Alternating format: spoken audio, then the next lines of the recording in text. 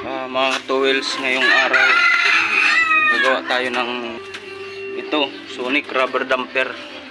Ginawa ko kanina, hindi ko na ginawa ko to kanina, hindi ko na kinuna ng video, minadali ko lang. Yan o, gawa ng ano ay gulong ng piloder yan. Yan. Tapos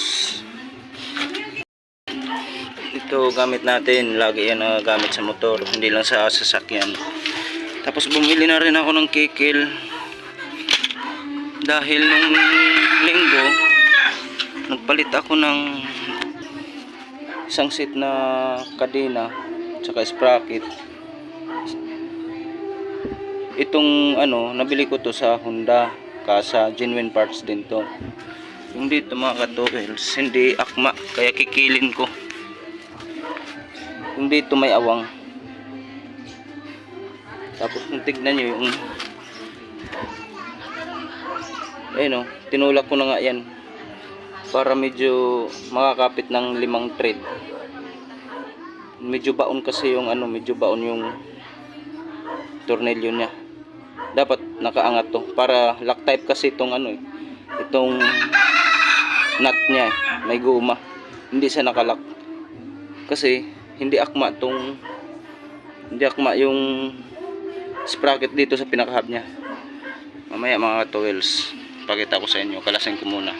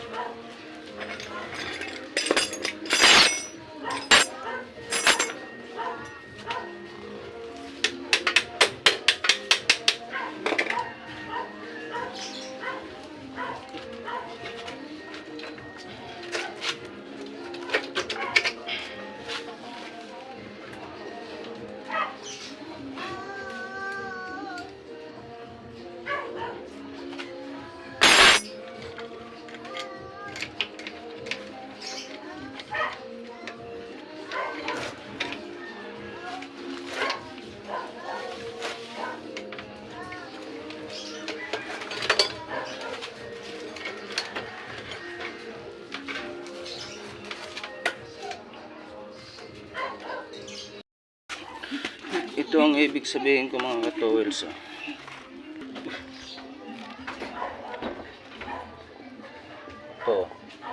Ito. Tignan nyo yung sprit ng mako. Ito nakapaling na dito. Dahil diniin ko to para lumapat yung sprocket dito sa hub nya. Kaya medyo parang ano yan, parang nakakon, parang medyo pakon. Matuwid pa kaya to. May pagtanggal natin, subukan ko ituwid uli. Kasi kung hindi ko to idiin, higpitan dito, nakabuka lang dito. Ganyan yan ganyan yung ano yan ganyan yung agwat yan, sprocket dito sa hub. Dahil ito hindi pasok to. Kaya kalasin ko para makita nyo. Magasgas. Sabi na natin.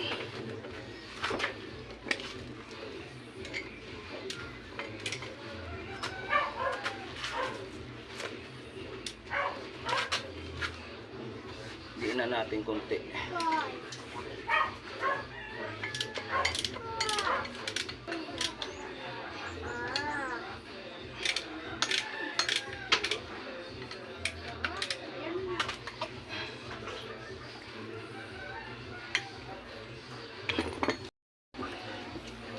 Mga tools. Ito nga pala yung rubber damper. Ito ako lang gumawa nito. Yung ngayon may alog na, ramdam ko yung alog. Kunting-kunti pa naman. Yan o. Kaya palitan to natin ang ganito din gawa sa gulong ng piloder. Ano na to mga ka-toils, 3 taon na to. Yan o, ako lang gumawa nito. Kaya ito pala sinapian ko to dahil yung galaw ng sprocket natin ganun ganon. Kaya sinapian ko para mawala yung wiggle niya. Nagwi-wiggle kasi. Ganito na parang factory defect kumbaga.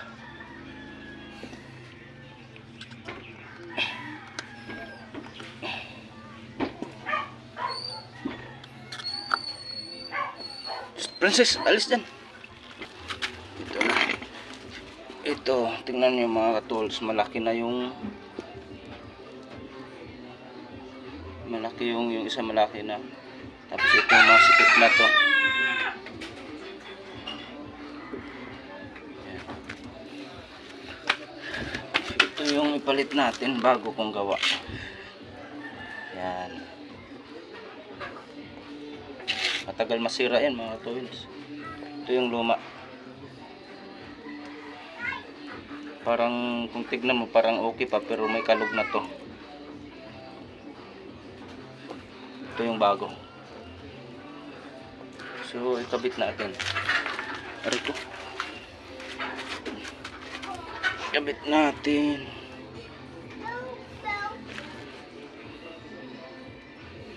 Mamaya na. Hugasan muna natin yan, marumi.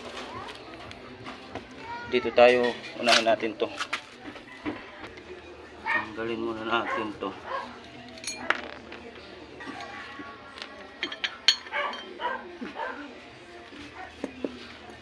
Yan mga ka-tools, medyo na ano nga.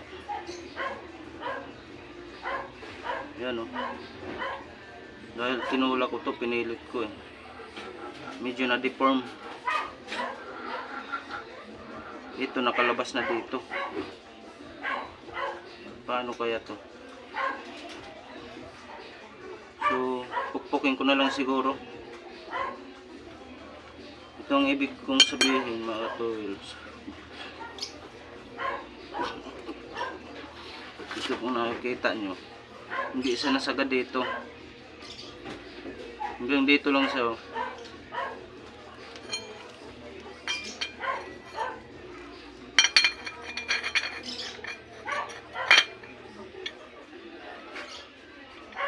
Ano, hindi sasagad. Ano, may awang. Sira na pala bearing nito. Sira na pala yung bearing mga ka-tools. Ngayon ko lang napansin oh. Nalaglag.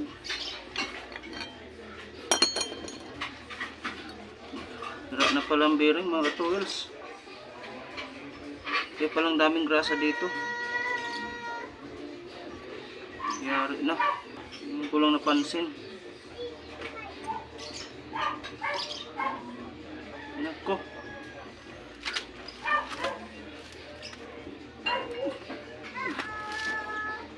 Hindi ko inasahan to ah.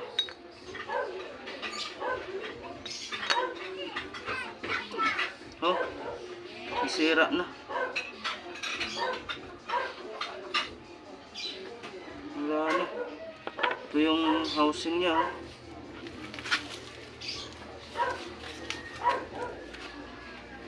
Balik lang natin muna.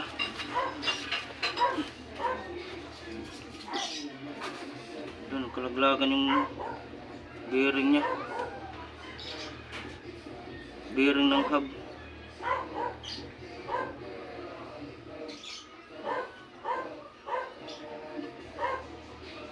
Bearing niya oh. Ang gagastos na naman ako nito mga ka-tools.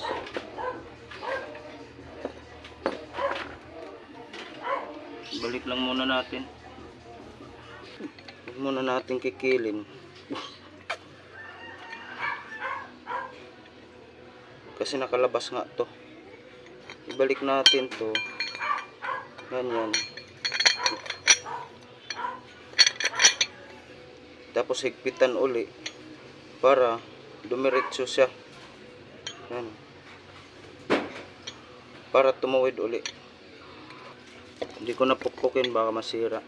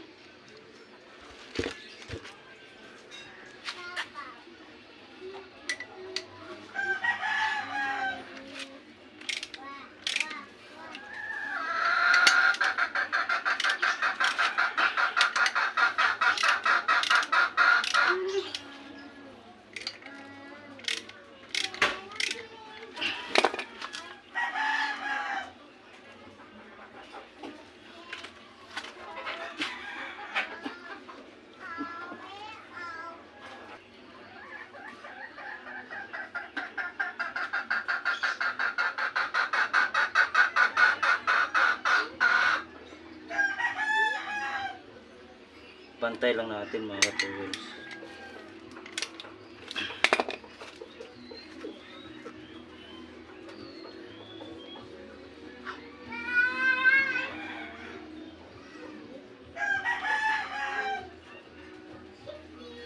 Okay na mga tools. Pantay naman siya.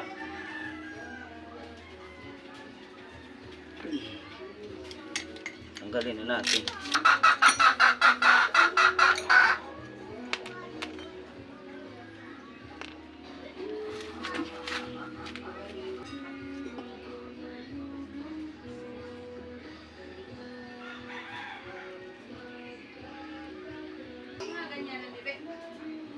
Pwede na ito mga tools. Ngayon, kikitin na natin.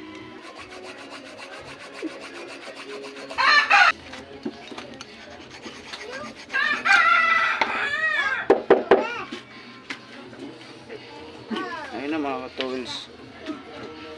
Ayan, flat na. Nasubrahan lang natin ang kikil doon konti. Pero okay lang yan. Ang mahalaga ito. Mabawasan ito. Yan, apat na yan.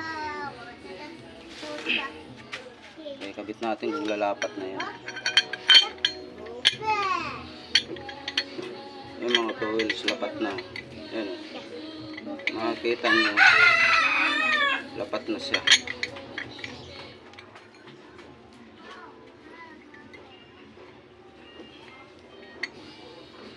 Ang stock kasi nito, yung stock nito, malaki yung bilog dito, malaki. Kaya ito, medyo maliit. Kailangan natin ito kikilan kasi hindi akma dito sa ano. Hindi akma dito. Hindi nakalapat. Ngayon, lapat na siya. Huwag muna natin ikabit. Hugasan muna natin ito. Linisin natin. Tsaka ito, lagyan natin muna ng grasa. Tsaka ito. Linisin muna natin ito mga tools bago isalpak. Para parang brand new sa uli. Yeah.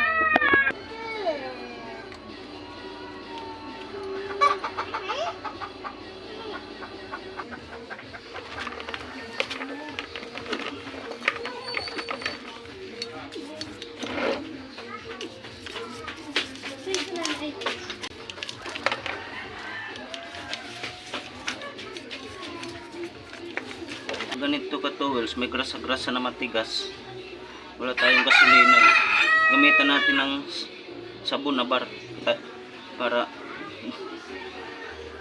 tanggal talaga yung matigas na mga grasa. Yung guma na nadurog parang grasa din.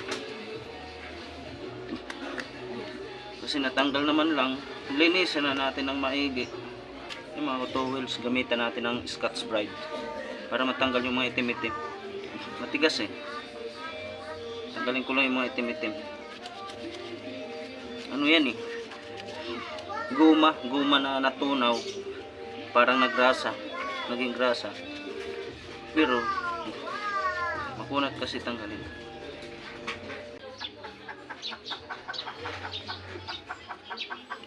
Yung mga ganito mga katuwils, nakadikit na talaga yung dumi niya, hindi ko na makuha.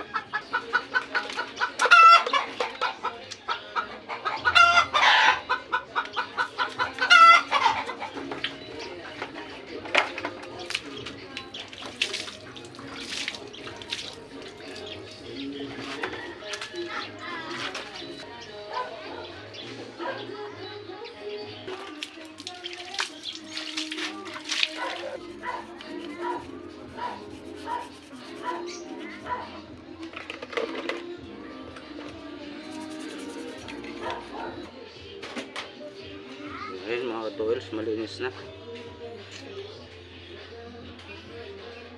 Bago natin isalpak, malinis muna.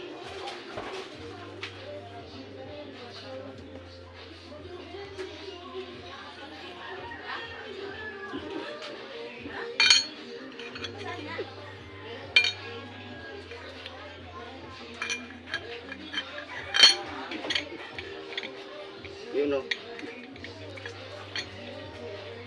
brand new uli. Ito mga katuwils, punasan muna natin.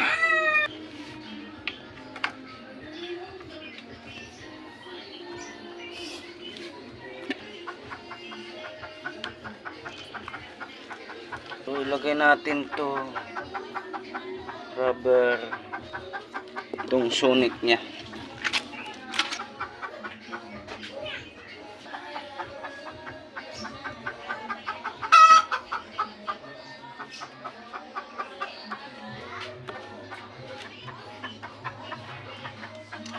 Yung masikip to mga katuwils, sinikipan ko talaga to.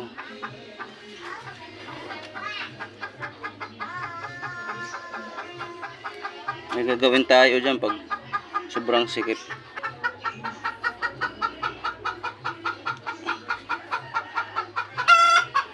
Ayan o.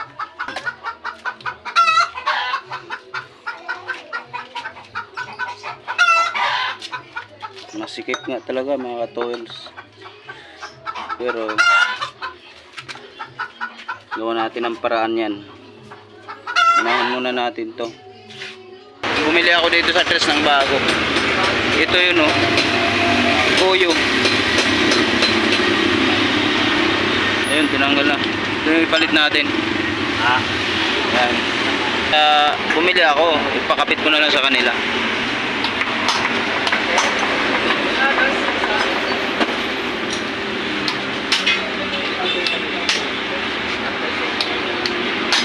Mga tools pala yun, kailangan pala sensitin.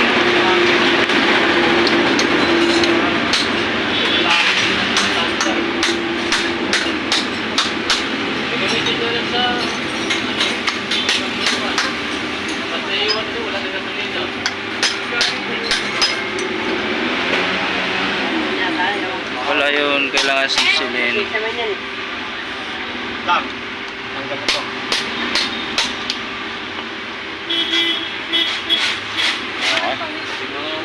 Tanggal na mga tools. Ayos.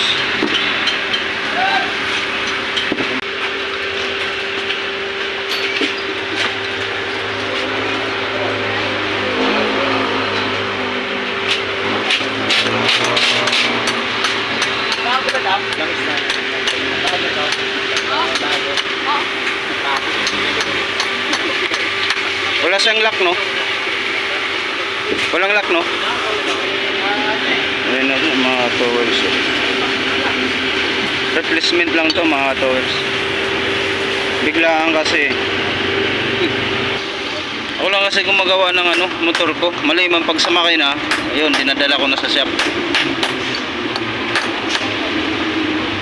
Yun pala mga towels.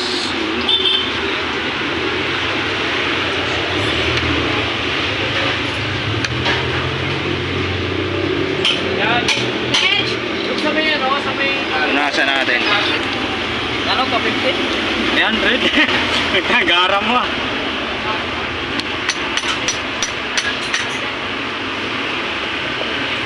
Okay mga boss, pinabit na.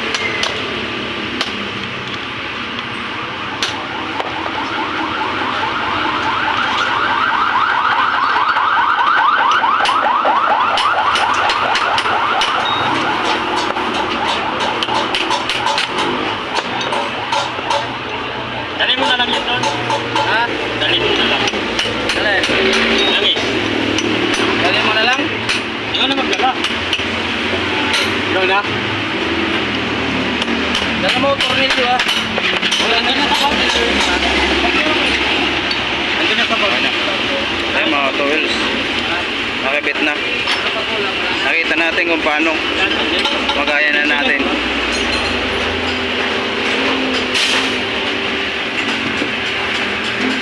Ayan, okay na siya. Ayos. Magkano? Magkano? Tandaan yung ano. Yung bearing. Yung bearing. Magkano labor? Ano? O sige. Ako na daw bahala mga tools. Hindi ko na ito bigyan. Sige lang.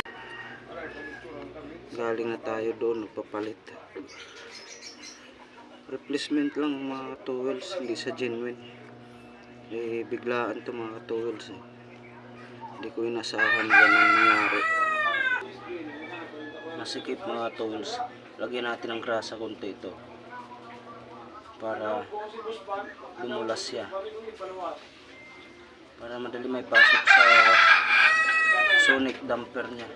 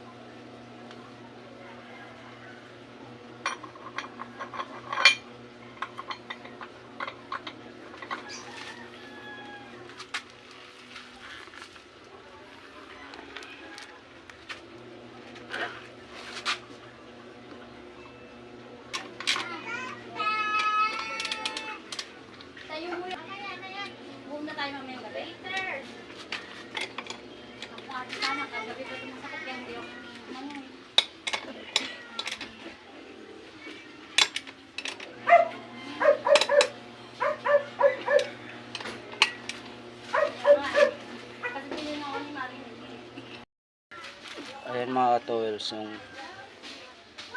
tornilyo niya nakaibabaw na ano, nakabaon na itong nut pareho. Nakalak na yan mga tools, nakalak na yan, nakabaon na yung mga nut, nakalitaw na yung bolt nakalitaw na, baon yung nut. Dati kasi nung kanina hindi ko pa ito nakikil, lubog tong nut, hindi naka-lock tight, naka-lock sa bolt. Ngayon goods na siya. Ngayon, kung tignan nyo dito,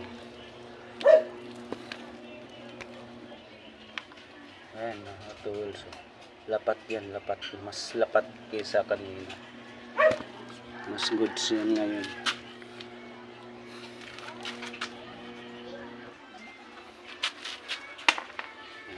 Okay, kabit na natin mga tools.